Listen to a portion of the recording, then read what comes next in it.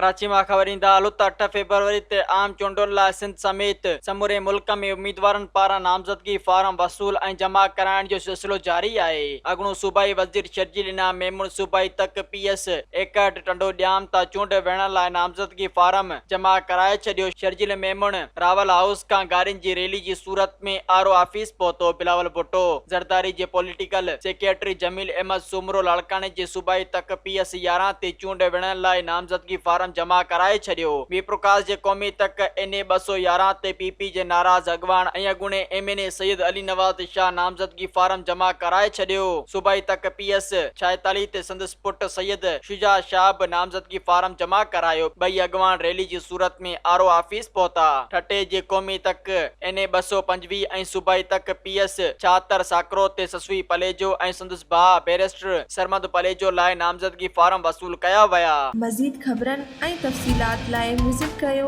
असांजी website www.awamiNewsHD.com ऐं ॾिसंदा रहो अवामी न्यूज़ HD।